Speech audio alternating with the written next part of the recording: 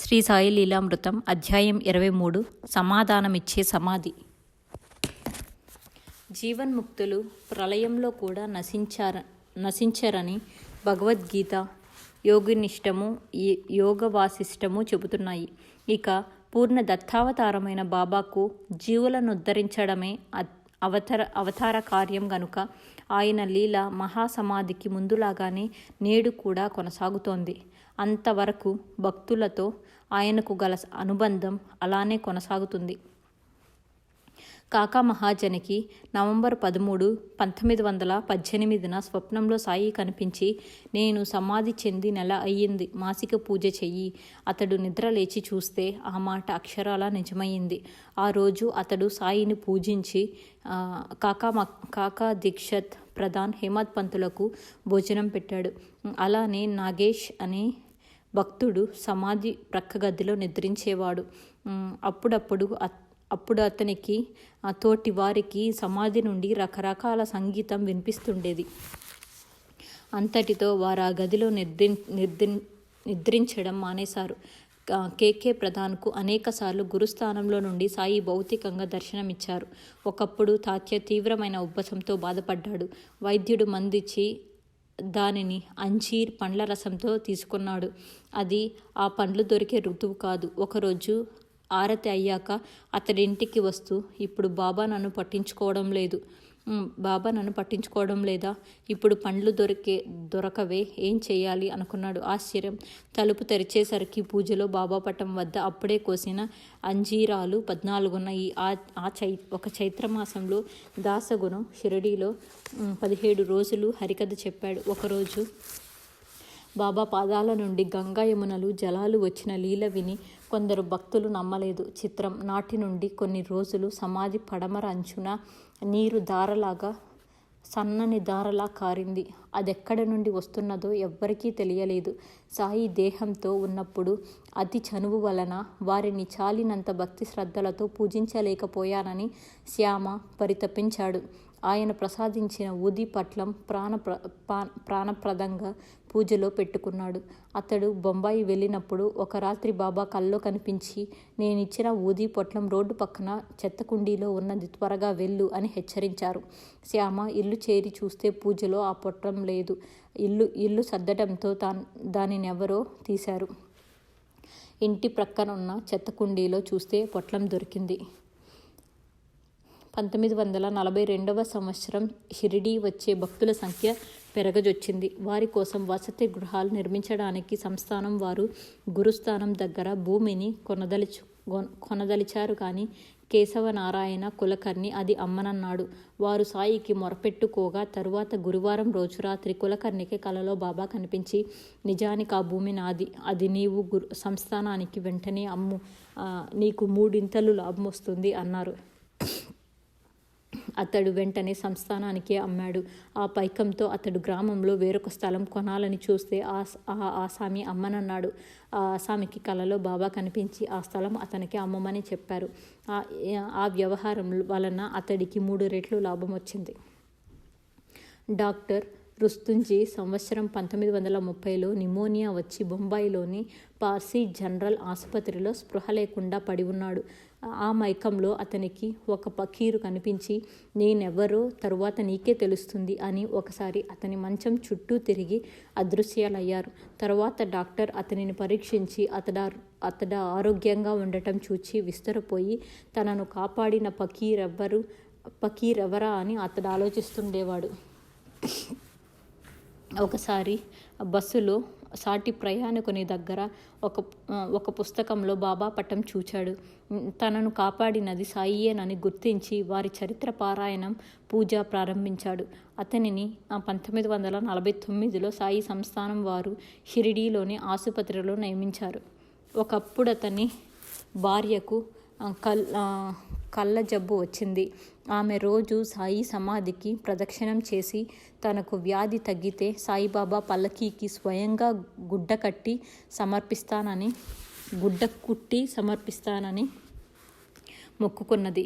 డాక్టర్లు ఆ వ్యాధికి మందు లేదని నిర్ణయించిన ఆమె వ్యాధి 1 సంవత్సరంలో తగ్గిపోయింది. ఆమె తన మొక్కు చెల్లించుకున్నది. భయంకరమైన క్షయవ్యాధితో బాధపడుతున్న శివశంకర్ దీక్షత్కు ఒక రాత్రి కలలో ఎవరో ముస్లిం మహాత్ముని పటం కనిపించింది. అతడు నమస్కరిస్తుండగా స్వప్నంలో ఒక పకీరు అతని నొసట ఊది పెట్టి త్వరలో రోగం తగ్గుతుందని చెప్పాడు. మొదట అతడు ఆ స్వప్నాన్ని పట్టించుకోలేదు. కానీ నాటి నుండి ఏ మందు లేకుండా వ్యాధి తగ్గిపోయింది. ఆ సంగతి విని ఆ పకీరు సాయి అయి ఉండవచ్చునని ఒక మిత్రుడు చెప్పాడు. 4 రోజుల తర్వాత పిల్లాడు ఆడుకుంటూ ఒక కాగితం అతనికి ముందు పడవేసి వెళ్ళారు. అందులో సాయి సమాధి చిత్రము, దానిపైన ఒక సాయి పటము ఉన్నాయి. తనకు స్వప్న దర్శనం ఇచ్చినది వారేనని గుర్తించి అతడు షిరిడీ వెళ్ళాడు. అక్కడ సమాధి మీద చిత్రపటానికి బదులు పాలరాతి విగ్రహం ఉన్నది. భక్తులను విచారించగా 1956 వరకు అక్కడ చిత్రపటమే ఉండేదని, ఈ సంవత్సరమే విగ్రహము ప్రతిష్ఠించారని చెప్పి ఆ ఫోటోను చూపారు. చిత్తూరు జిల్లాలో ఒక గ్రామంలో 1959లో మొహరం పండగ నాడు ముస్లింలందరూ చేరారు. మౌలి కూడా సిద్ధమయ్యాడు. కానీ పీరు ఎత్తవలసిన భక్తుడు రాలేదు.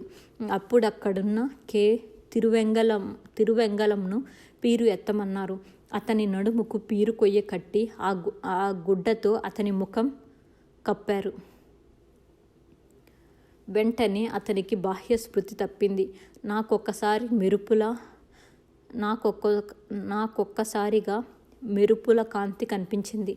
ఎక్కడా చిన్న రాయిని గాని గడ్డిపోచు గాని లేని బ్రహ్మాండమైన మైదానం అన్ని వైపులా కనిపించింది. చిన్న పిల్లవానిలా ఉన్న నా వైపు చేతులు చాపుతూ దూరంగా ఒక ముసలాయన కనిపించారు. ఇంతలో ఎవరో నన్ను కదిలించడంతో నాకు మెలకువ వచ్చింది. అప్పటి నుండి భక్తి గీతాలు, భగవద్గీత విన్నా, వెంకటేశ్వరుని చూచినా శరీరమంతా వణికి నీరు కారుతుంది. ఒకసారి సాయి పటం కొన్నాను. ఎందుకో గాని ఆ మూర్తి నాకెంతో పరిచయంగా ఉన్నది. ఒకరోజు రేడియోలో భక్తి గీతము నామావళి వినేసరికి నాకు బాహ్య స్మృతి తప్పి అలనాడు పీరు నెత్తినప్పటి దర్శనమే అయింది. అప్పుడు నాకు దర్శనమిచ్చిన మహనీయుడు సాయిబాబా అని గుర్తించగలిగాను అని వ్రాస్తున్నాడు ఆ ధన్యజీవి. నెల్లూరులో డాక్టర్ రాజగోపాలాచారికి 1938లో ఒకరోజు కలలో ఒక పకీరు కనిపించారు. ఆయన మోకాళ్ళ వరకు బుండ్లున్నాయి. ఒకరోజు గోడకున్న పటాల మధ్యనున్న బాబా పటంపై వారి దృష్టి పడింది. అందులో బాబాకు మోకాళ్ళ వరకు చెదులు పట్టి ఉన్నాయి. సాయికి వారి పటానికి భేదం లేదని డాక్టర్ గుర్తించాడు. నాటి నుండి వారింట సాయి భజన, పూజ ప్రారంభించాడు. కొంతకాలానికి నెల్లూరులో చక్కని సాయి మందిరం వెలసింది.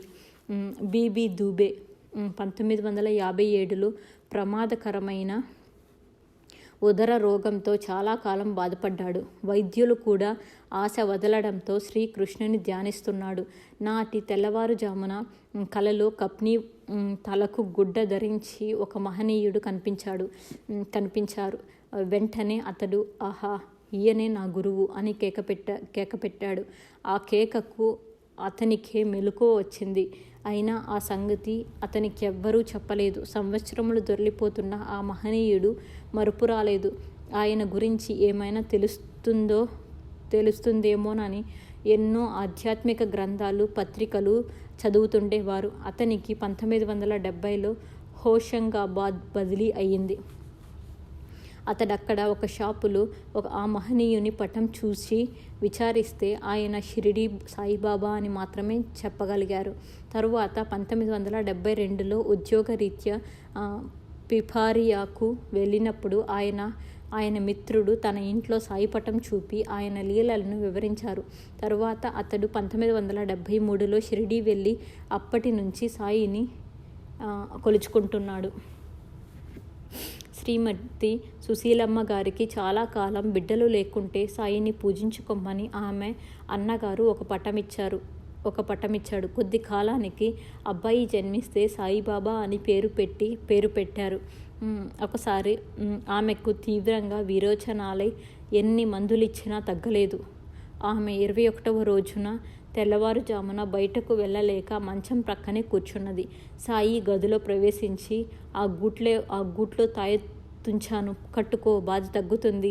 మూడవ రోజు దానిని పారవేయి అని చెప్పి వెళ్ళిపోయారు. ఏ గూట్లో బాబా అని కేకలేస్తే అందరూ ఆమెకు భ్రమ కలిగిందనుకున్నారు. కానీ గూట్లో చూస్తే తాయెత్తున్నది. అది కట్టగానే విరోచనాలు ఆగిపోయి తరువాత ఆమె భర్త పిల్లేగారు కొద్ది కాలానికి రిటైర్ అవుతారనగా వారి అబ్బాయి ఎంఎస్సి పాస్ అయ్యి తుమ్మలగుంటలో బంధువులింట ఉండి ఉద్యోగ ప్రయత్నాలు చేశాడు. కొంతకాలానికి శ్రీ వెంకటేశ్వర విశ్వవిద్యాలయంలో ఇంటర్వ్యూ వచ్చింది. సిఫార్సు లేకుంటే వెళ్ళి ప్రయోజనం లేదని తెలిసిన తల్లి ప్రోద్బలం వలన హాజరయ్యాడు. ఆగస్టు 24, 1976న సుశీలమ్మకు సాయి స్వప్న దర్శనమిచ్చి నీ బిడ్డ కాగితాలు తుమ్మలగుంట వచ్చాయి, తెప్పించుకొని ఉద్యోగంలో చేరమను అని 2-3 సార్లు చెప్పారు. తుమ్మలగుంట బంధువులు అప్పుడు కాళహస్తిలో ఉన్నారు. వాళ్లకు పిల్లే ఉత్తరం వ్రాస్తే గాని ఆ కాగితాలు తుమ్మలగుంట చేరాయని వెంటనే అతడు ఉద్యోగంలో చేరాలని టెలిగ్రామ్ వచ్చింది. అతడు అలా చేయడంతో పిల్లే రిటైర్ అయ్యే ముందు ఆ కుటుంబానికి ఒక ఆధారం ఏర్పడింది. మరి కొంతకాలానికి సుశీలమ్మ గారికి దృష్టి మందగించింది. ఆమె బాధపడుతుంటే శ్రీ సాయి స్వప్నంలో కనిపించి కర్మానుభవం తప్పదు, ఈ జన్మలో అనుభవిస్తావు, మరు జన్మలో అనుభవిస్తావు, చెప్పు అన్నారు. ఆమె చెప్పే లోపలే మెలకువ వచ్చింది.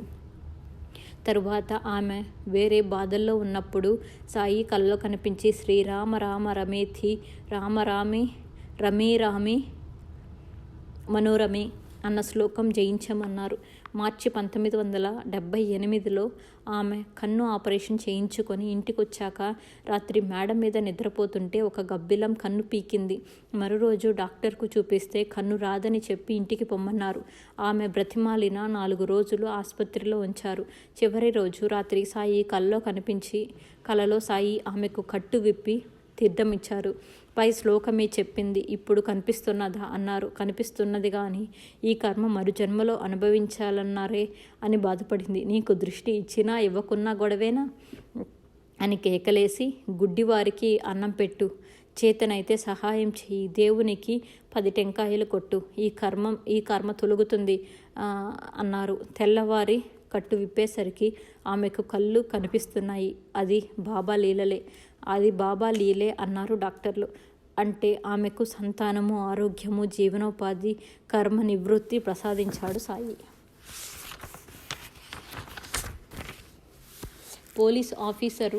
పోలీస్ ఆఫీసర్గా రిటైర్ అయిన బి ఉమామహేశ్వర స్వామి గారికి 1960 నుండి గుండె జబ్బు తరచుగా గుండె నొప్పితో 2-3 రోజులు స్పృహతో లేకుండా ఉండేవారు. వైద్యులు ఆపరేషన్ చేయాలన్నారు. కానీ ఆయన ఇష్టపడలేదు. బంధువులు ప్రోద్బలంతో 1980లో షిరిడీ దర్శించి అక్కడొక చిత్రమైన అనుభూతి పొంది వాటి నుండి సాయిని ప్రార్థిస్తున్నారు. సెప్టెంబర్ 1983లో ఆయన గుండె నొప్పితో స్పృహ కోల్పోయారు. నాడి 40కి పడిపోయింది. 3వ రోజు తెల్లవారుజామున 3 గంటలకు స్వప్నంలో ఒక పకీరు వారి నుదుట ఊది పెట్టి బాధ తగ్గుతుందని చెప్పారు. ఆయన వెంటనే భార్యను లేపి తన స్వప్నం చెప్పారు. ఆయన నొసట విభూతి ఉన్నది. తరువాత ఆయనకు గుండె నొప్పి రాలేదు. నవంబర్ 16, 1983 రాత్రి ఆయన సాయిని ధ్యానిస్తుండగా ఆ పటం నుండి చిత్రమైన కాంతి వారి గుండె మీద పడి శరీరంలో కరెంటు ప్రవహించినట్లయింది. వారి ఎడమ రొమ్ము చుట్టూ వలయంలా చర్మం కాలినట్టు మచ్చ ఉన్నది. అప్పటి నుంచి ఆయన ఆరోగ్యంగా ఉన్నారు. నవంబర్ 28, 1984న ఆయనకు బాబా కలలో కనిపించి రేపు నీకు గండమున్నది, బంధువులను పిలిపించుకో, నేనున్నాను, భయం లేదు అన్నారు. ఉదయమే అందరూ సిద్ధంగా ఉన్నారు. ప్రొద్దున్నే ఆయన ధ్యానంలో కూర్చున్నప్పుడు పడిపోయారు. హాస్పిటల్కు తీసుకుపోతే ఆయన దక్కేది కష్టమన్నారు. వారి శ్రీమతి బాబాను ప్రార్థించాక ఆయన కోలుకొని అప్పటి నుండి సాయి సేవ చేస్తున్నారు. దశరథ రామయ్య కలిచేడు ఇలా రాశారు. 1981లో ఒకనాడి రాత్రి మా ఇంట ఎదుట రామమందిరంలో జరిగిన బాబా సత్సంగం నుండి మా అమ్మ ప్రసాదం తెచ్చి నాకిచ్చింది. నేనది తిని నేనది తిని పడుకున్నాక బాబా కల్లో కనిపించి తమకు గడ్డి సంపంగి మాల వేయమన్నారు.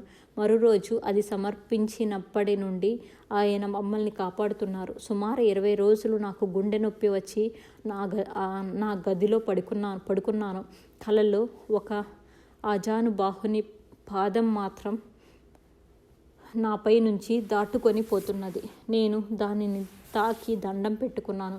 నా ప్రక్క మీదనున్న 3 తలపాగలు, 2 వక్కలు, తమలపాకులు 2 వక్కలు తినమని ఆదేశం వినిపిస్తే తిన్నాను.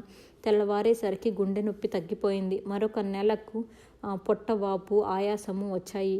ఇంట్లో అందరూ అన్నాలు కూడా మాని నా మంచం చుట్టూ కూర్చున్నారు.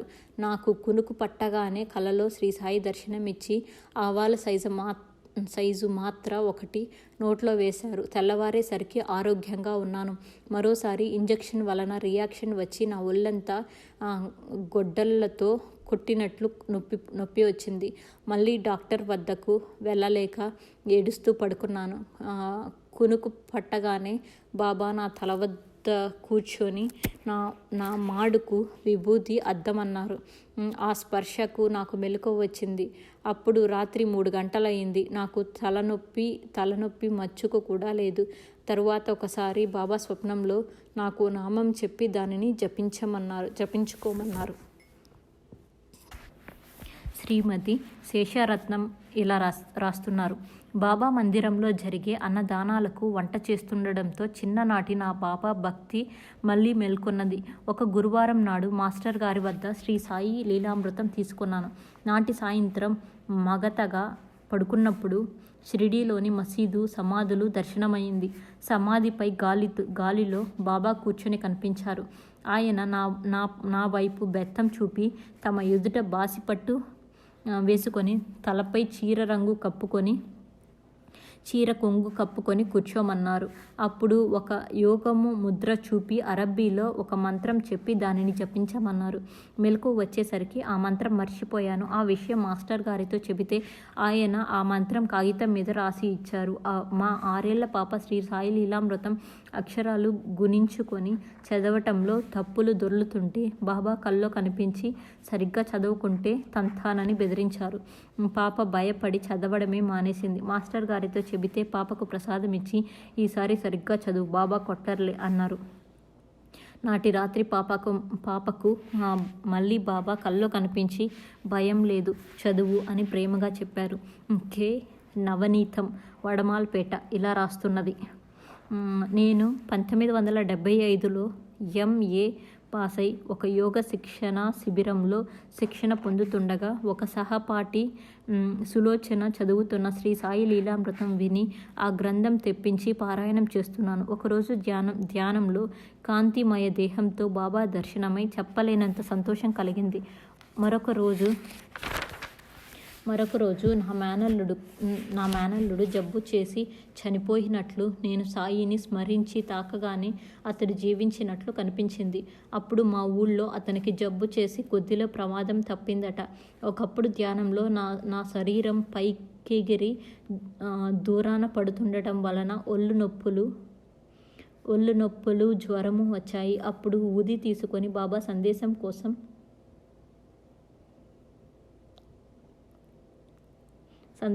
శ్రీ సాయి లీలామృతం తెరిచి చూస్తే ప్రధాన్తో అతడి తల్లికి వచ్చిన పక్షవాతం గురించి సాయి 4 రోజుల్లో తగ్గుతుంది అని చెబుతున్నారు.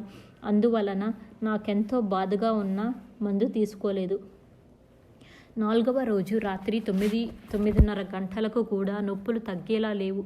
నేను సులోచన బాబా గురించి, మాస్టర్ గారి గురించి 11:30 దాకా మాట్లాడుకొని పడుకున్నాము. నిద్ర పట్టిన 5 నిమిషాలకే నన్నెవరో బలవంతంగా అదిమేసినట్లు భయంతో బాబా అని కేక కూడా పెట్టలేకపోయాను. తెల్లారేసరికి నొప్పులన్నీ తగ్గిపోయాయి. నాటి నుండి నా నోటి వెంట శివనామం బదులు సాయినామం దొర్లుతుండడం నాకే ఆశ్చర్యం అనిపించింది. షిరిడీలో సమాధి మీద ఉన్న విగ్రహం చెక్కడానికి బొంబాయి నుండి తాలిం అనే శిల్పి వచ్చాడు. అనేక కోణాలతో తీసిన సాయి ఫోటోలే లేవు. బాబాకు తీసిన ఫోటోలు చాలా కొద్ది, అవి కూడా వేరు వయస్సులకు చెందినవి కనుక తాలీం ఎంత శ్రమించినా నమూనా మూర్తి తృప్తికరంగా రాలేదు. చివరికి ప్రయత్నంగా అతడు సాయిని ప్రార్థించాడు. నాటి రాత్రి బాబా అతనికి కల్లో కనిపించి, నన్ను మళ్ళీ చూడాలంటే సాధ్యం కాదు, జాగ్రత్తగా చూడు అన్నారు. అతడు సాయి చుట్టూ నెమ్మదిగా తిరుగుతూ అతని రూపాన్ని అన్ని వైపుల నుండి చూచాడు. తెల్లవారుగానే ప్లాస్టర్తో చక్కని నమూనా మలచి దానిని బట్టి పాలరాతి విగ్రహం చెక్కాడు. దానిని శ్రీ సాయి శరణానంద్ 1956లో సమాధి మీద సృష్టించారు. అంటే అది సాయి ప్రత్యక్షంగా చేయించుకున్న మూర్తి అన్నమాట. సాయికి ఆయన విగ్రహానికి భేదం లేదు. శ్రీ దులీప్ కుమార్ రాయ్ అనే ప్రత్యేక సాధకుడు పూణేలో హరే కృష్ణ ఆశ్రమం స్థాపించాడు. వీరికి ఒక మిత్రుడు 1968లో ఒక సాయి విగ్రహం ఇచ్చారు. ఆయన దానిని ఆశ్రమం బయట ఉంచారు. నాటి రాత్రి సాయి ఆయన కల్లో కనిపించి, నేను చలిలో వణికిపోతున్నాను, వెచ్చగా లోపల ఉంచు అన్నారు. ఆయన వెంటనే నిద్రలేచి మరునాడే ఆ విగ్రహాన్ని ఒక ప్రత్యేకమైన మందిరంలో స్థాపించారు. కొందరికి సాయి అశరీరవాణి ద్వారా తమ సాన్నిధ్యం ఇచ్చి ఆపదలను తొలగిస్తుండేవారు. కీర్తిశేషులే వెంకటనారాయణరాజు మైసూరు సాయి మందిరంలో పూజారి. ఆయన సుమారు 17 సంవత్సరముల పాటు రోజు ఉదయాన్నే కొన్ని ఆలయాలు చిమ్మి ముగ్గులు వేసి పూజ చేసేవారు. తరువాత కోర్టు వద్ద దస్తావేజులు రాసి రోజుకు ₹2 సంపాదించేవాడు. ఒకరోజు అతడు ఈ కష్ట జీవితాన్ని అంతమొందించాలని విషం దగ్గరుంచుకొని ఒక ఆలయంలో ధ్యానం చేసుకుంటున్నాడు. అప్పుడు నీ వలన ఎన్నో జరగాలి, చనిపోవద్దు అన్న మాటలు వినిపించాయి. వెంటనే రమణ మహర్షి శరీరంతో దర్శనమిచ్చి పై మాటలు అని అతని చేయి పట్టుకొని గేట్ అవతల దించి వెళ్ళిపోయారు. అప్పటి నుండి రాజుగారు వారిని తన గురువని తలచాడు.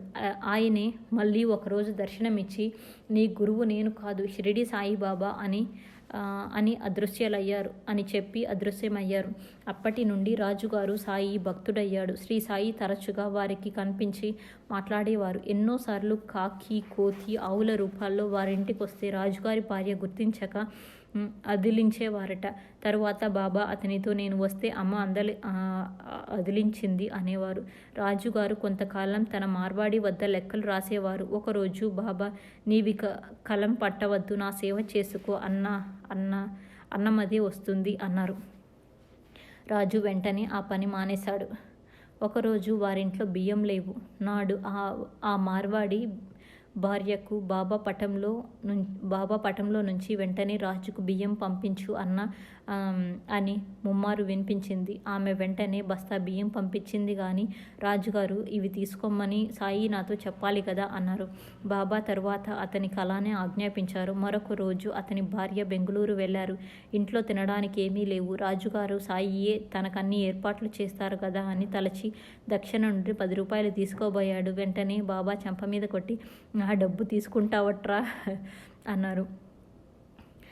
అప్పుడు నివ్వెరపోయి వీధిలోకి వెళ్ళగానే అతని బాల్య స్నేహితుడు కనిపించి బలవంతంగా హోటల్లో భోజనం పెట్టించాడు. తరువాత ఆ మిత్రుడు ఆ రోజు ఊర్లోనే లేడని తెలిసింది. రాజుగారు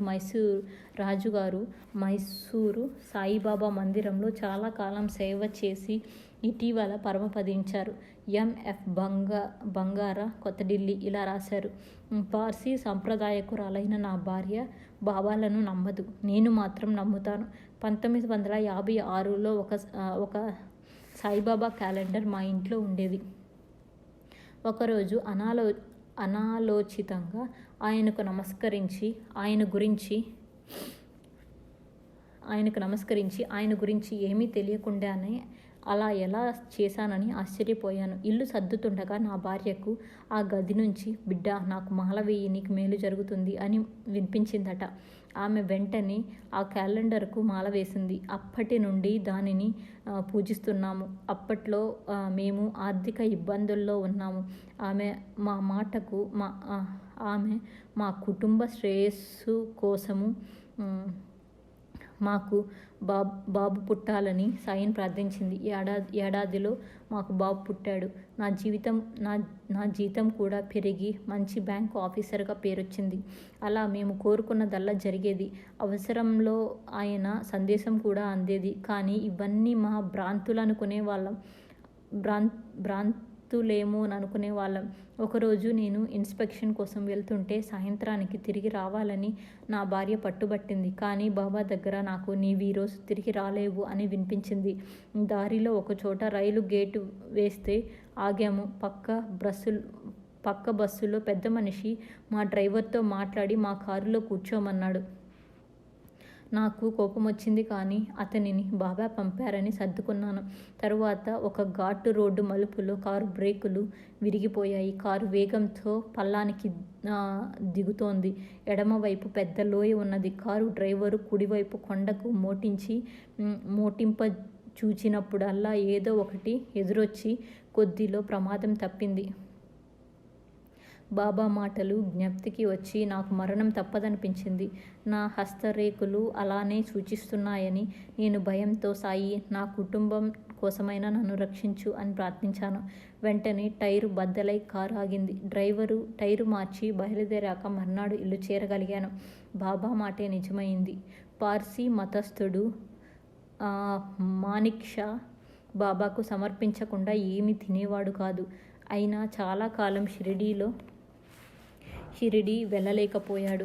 ఒకసారి నాగపూర్ వెళ్తూ మధ్యాహ్నం మన్మాడ్ స్టేషన్లో నిద్ర లేచి లేవగానే ఒక అస్పష్టమైన మానవాకారం నీవు మన్మాడులో దిగిపో అని చెప్పి అదృశ్యమైంది. వెంటనే అతడు దిగిపోయాడు. షిరిడీ దర్శించి వచ్చేసరికి నాటి మధ్యాహ్నం. అతడు దిగిన రైలుకు ఆ స్టేషన్ దాటగానే పెద్ద ప్రమాదమై ఎందరో మరణించారని తెలిసింది. అలానే సంతోష్ వ్యాసి అక్టోబర్ 1980లో షిరిడీ వెళ్తూ రైల్లో ఇంజన్ నుండి 3వ బోగీలో కూర్చున్నాడు. దారిలో ఇటార్సీలో అతని హృదయంలో వెంటనే దిగి చివరి పెట్టెలో ఎక్కు అని వినిపించింది. రైలు కదిలినా అతడు త్వరగా దిగి చివరి పెట్టెలో ఎక్కాడు. మరి 2 నిమిషాల్లో ఆ రైళ్ళొక గూడ్సును ఢీకొని మూడవ బోగీలోని వారు ఎందరో చనిపోయారు. డిఎల్ కాంతారావు కొమరవోలు గ్రామంలో రెవెన్యూ ఇన్స్పెక్టర్గా పనిచేస్తున్న రోజులవి. ఆ దగ్గరలో ఎక్కడా వైద్య వసతి లేదు. ఒకరోజు వారి భార్యకు ప్రసవమయ్యాక బయటపడవలసిన మావి చాలాసేపు పడిపోలేదు. గంటలోగా అది పడకుంటే తల్లి ప్రాణానికి ప్రమాదం. ఆమెకు స్పృహ తప్పుతుంది. ఆయన పూజ గదిలో వెళ్ళి సాయిని ప్రార్థిస్తుండగా బయట సుబ్బమ్మ వచ్చింది అన్న మాటలు వినిపించాయి. ఆమె ఒక నర్సు. ఆమె వెంటనే లోపలికి వచ్చి ఆ బాలింతరాలి పొట్ట నొక్కగానే మావి పడిపోయింది. ప్రమాదం తప్పింది. ఆమె ప్రక్కన పడి ఉన్న బిడ్డను పొర్లించగానే కెవ్వున ఏడ్చాడు. తరువాత తెలిసింది సుబ్బమ్మ ఆ గ్రామస్తురాలే, విజయవాడలో నర్సుగా పనిచేస్తున్నది.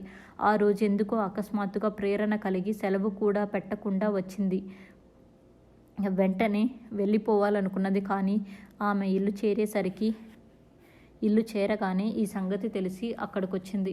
సాయి అనుగ్రహం ఎవరి ద్వారానైనా మనకు చేరగలదు. మహాసమాధి తరువాత కూడా సాయి పలుకుతున్న అది ఆయన శరీరంతో ఉన్నదానితో సమానంగా కాదనుకుంటాము. దాసగుణతో కలిసి 1924లో శ్రీరామనవమికి షిరిడీ వెళ్ళి తిరిగి వస్తున్నారు. రామచంద్ర పాటివర్ అతని భార్య, మధ్యలో శ్రీమతి పాటివర్కు దాహమేస్తుంటే రైలు దిగి దూరాన పంపు దగ్గరకు వెళ్ళగానే రైలు కదిలింది.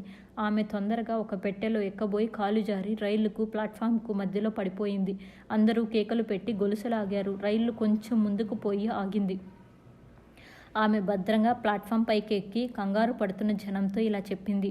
కాలు జారగానే నాకేమీ తోచక బాబాను తలచాను.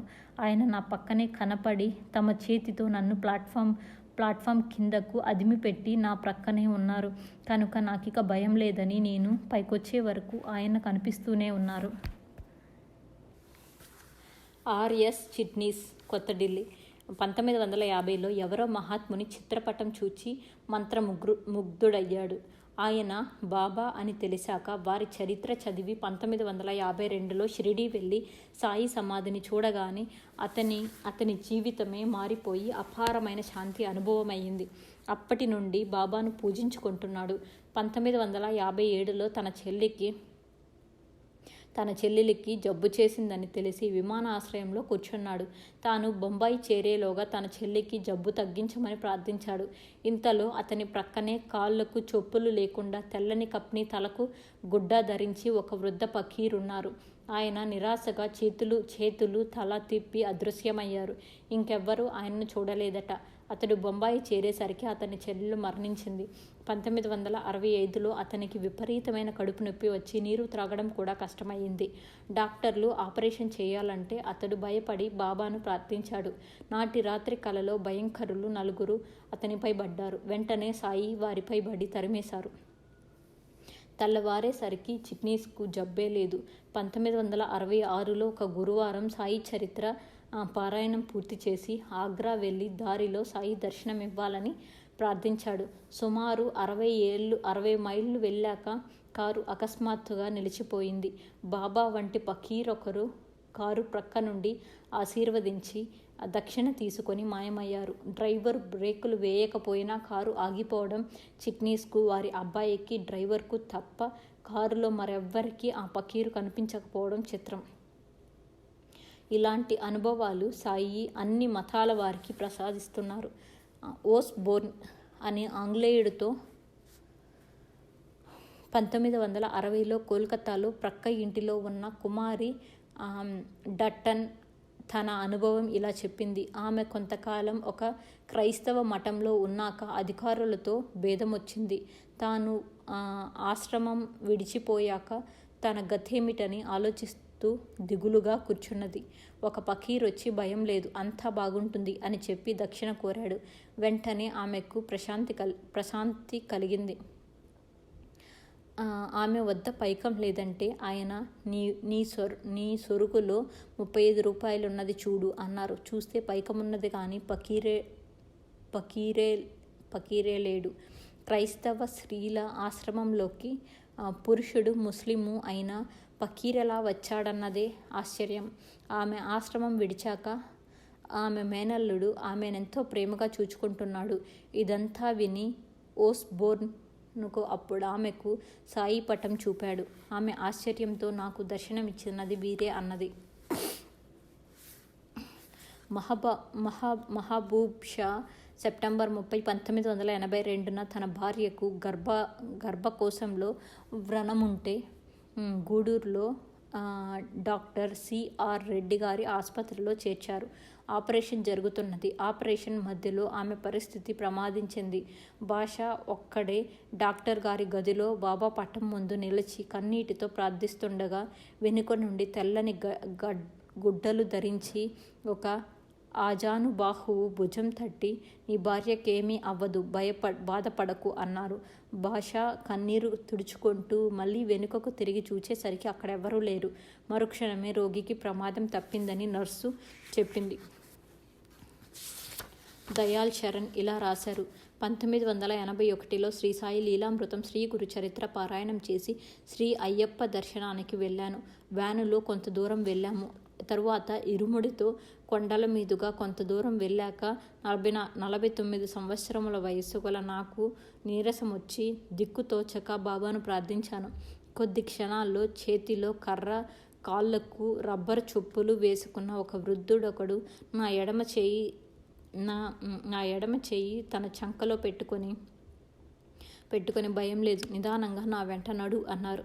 వెంటనే నీరసమంతా పోయి ఈయనెవరు, కొండపైకి చెప్పులతో వచ్చాడు అనుకున్నాను. ఆ జనం తొక్కిడిలో కొందరు కాలు జారి పడుతున్నారు, కొందరి ఇరుముడులు పడిపోయాయి. అందరూ ఎంతో శ్రమపడి నడుస్తున్నారు. అరగంటలో లైట్లతో వెలుగుతున్న ఒక చోటుకు రాగానే నా చేయి వారి చంకలోంచి జారిపోయింది. వారికి కృతజ్ఞత చెప్పాలని చూస్తే ఆయనెక్కడా కనిపించలేదు. అందరి కాళ్ళు పరీక్షగా చూచాను గాని చెప్పులేసుకున్న వారెవ్వరూ కనిపించలేదు. ఆ రూపంలో సాయియే నన్ను గమ్యం చేర్చారు.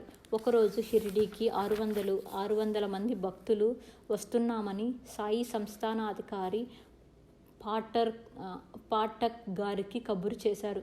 వారి ఏర్పాటుకు 1200 రూపాయలు కావాలి. కానీ నాటి నిధులు ట్రెజరీలో జమ చేశామే ఎలా అనుకుంటుంటే ఎవరో ఇద్దరొచ్చి మేం త్వరగా వెళ్ళాలి, ఈ పైకం రేపు వినియోగించండి అని బ్రతిమాలి 1200 రూపాయలు ఇచ్చి వెళ్ళిపోయారు. వాళ్ళు షిరిడి గ్రామస్తులమని చెప్పారు.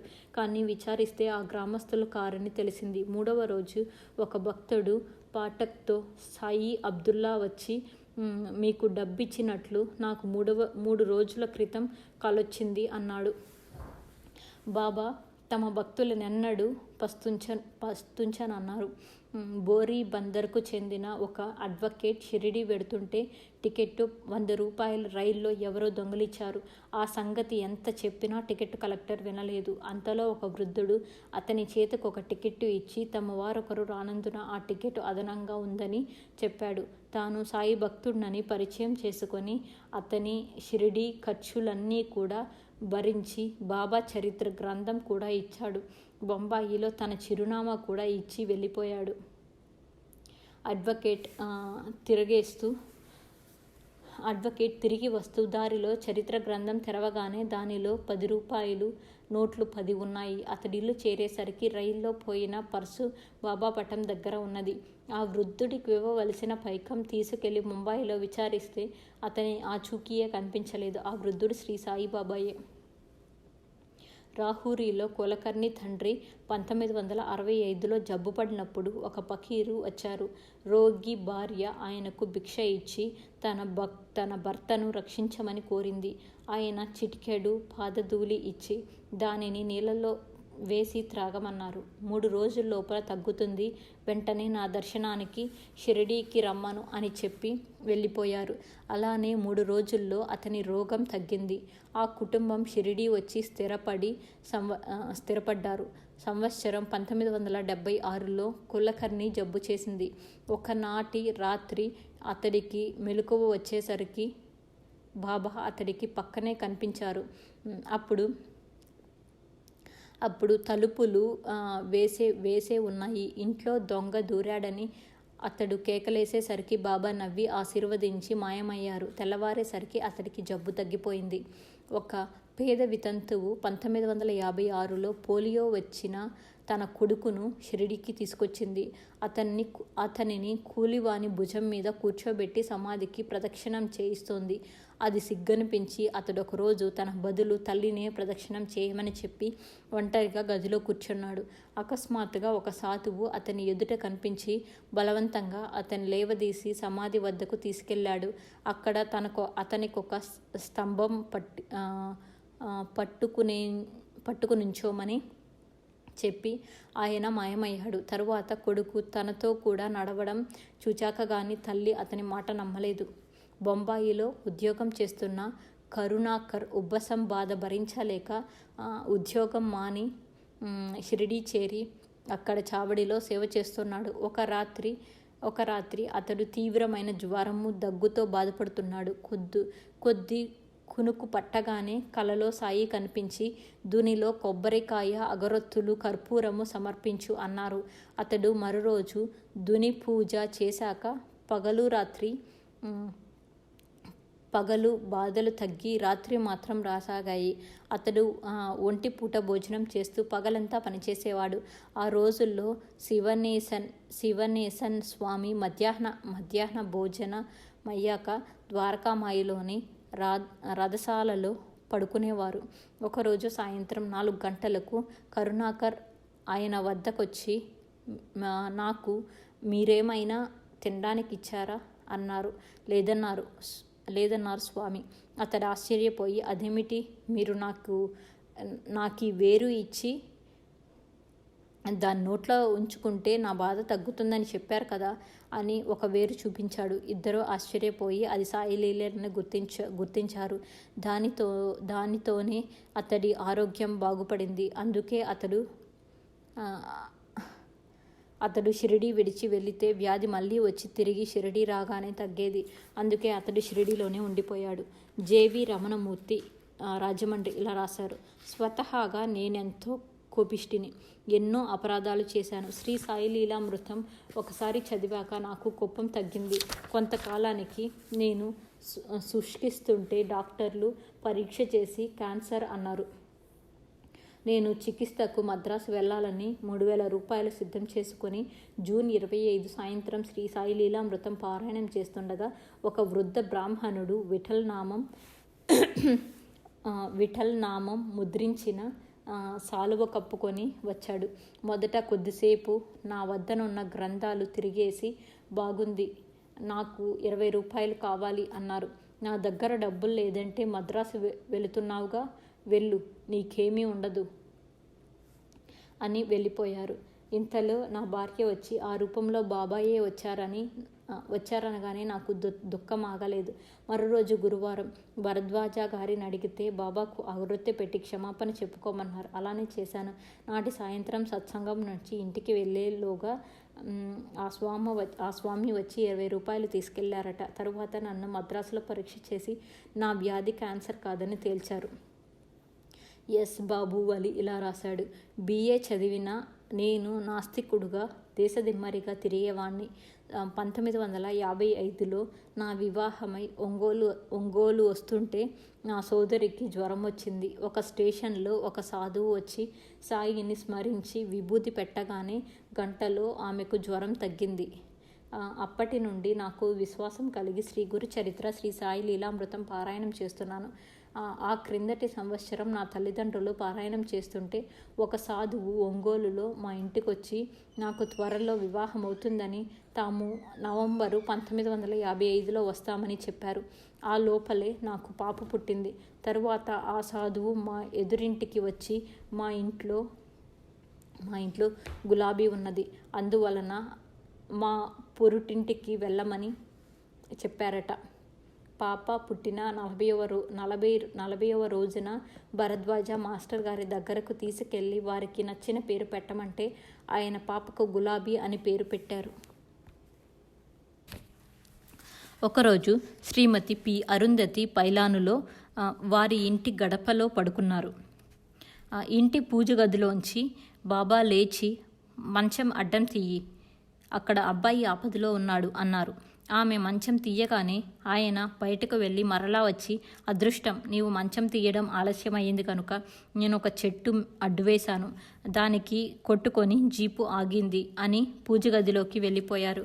కొద్దిసేపట్లో కబురొచ్చింది.